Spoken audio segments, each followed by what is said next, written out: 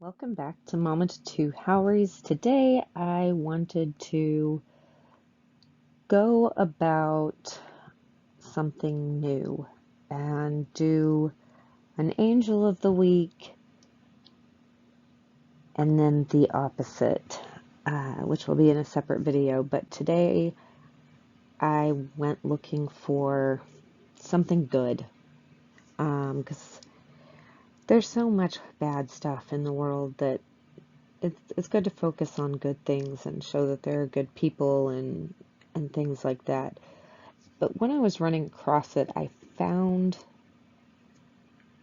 ended up finding three different ones whose stories all kind of intertwine. So let's go through that.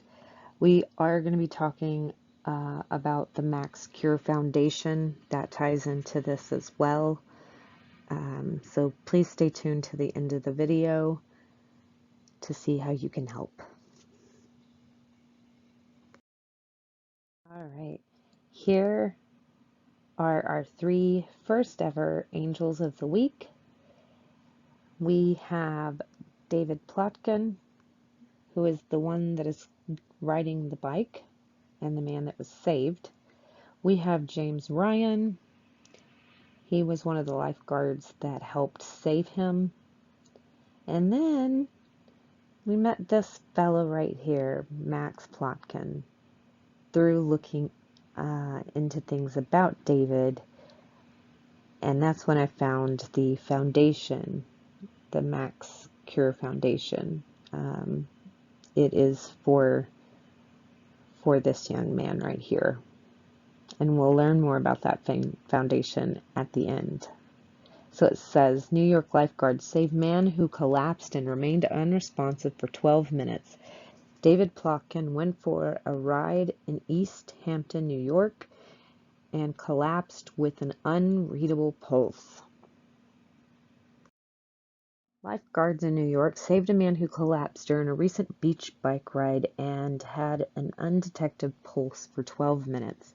David Plotkin, 50, joined Fox and Friends Weekend on Sunday morning to discuss what he could recall from his fall on July 30th of this year, which is 2022. It was a beautiful Saturday morning, Plotkin said during the televised interview. I went for my routine beach bike ride with a good friend of mine. He continued, it's about an hour long, but it was anything but an hour-long bike ride, Plotkin said. He and his friends had biked for 30 minutes, and he had already passed their turning around point when he collapsed not far from a lifeguard station in Atlantic Beach. Now I want to talk to you about why this one is the first one I chose. Last year, August 7th of 2021, my dad was doing a biking event and collapsed unexpectedly, something he did all the time, and unfortunately he didn't make it. But the people like James Ryan in this article are who came to try and attempt to rescue my dad with doing similar things. And so I'm so happy that it worked out for David Plotkin and his family. But this one really touched me because we need these people. CPR is so important. And it just resonates with me. So let's move on and learning more about this story. I was about 20 yards east of the lifeguard station, Plotkin told Fox and Friends Weekend. I collapsed right in front of a retired police officer. He and his wife saw me down and ran over.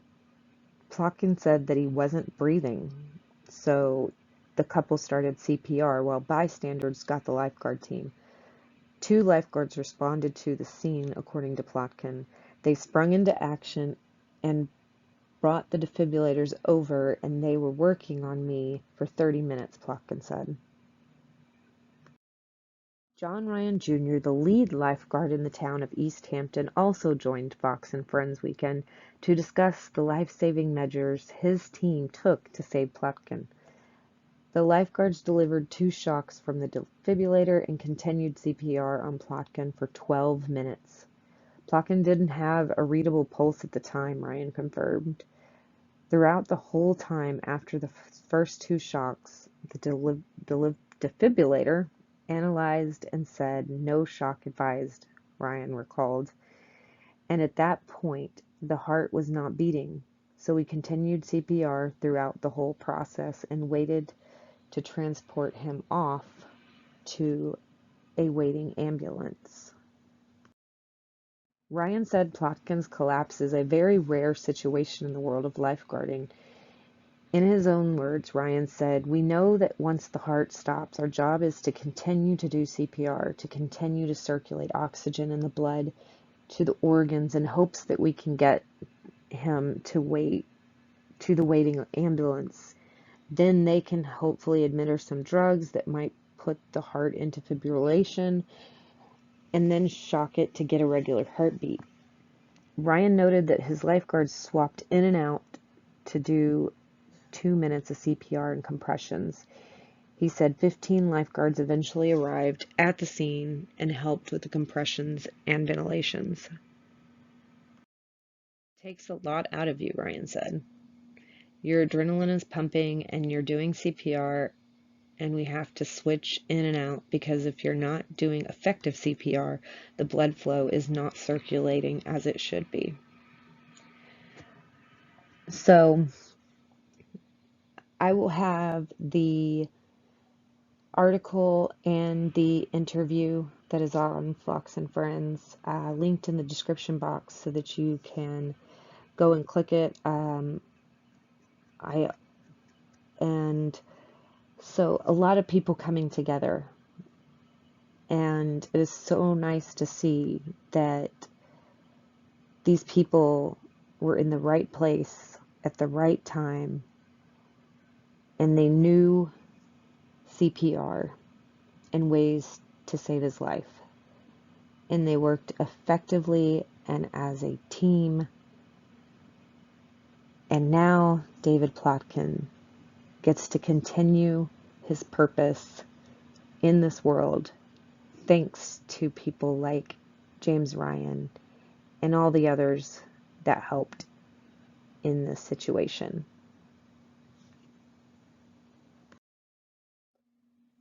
So something else that I discovered was this Max Cure Foundation. And oddly enough, it actually fits for even the month, because September is National Childhood Cancer Awareness Month. And so this was just all meant to be.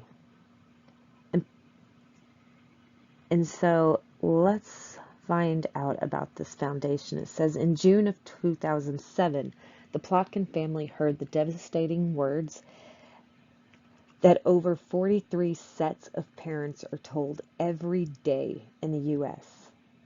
"I'm sorry to tell you this, but your son has cancer." On the eve of his 4th birthday, Max was playing baseball and had fallen while running around the bases, hurting his arm. Although there appeared to be no evidence of a major injury, Max was crying out in pain. That night, Max was diagnosed with a rare form of stage 4 B-cell lymphoma.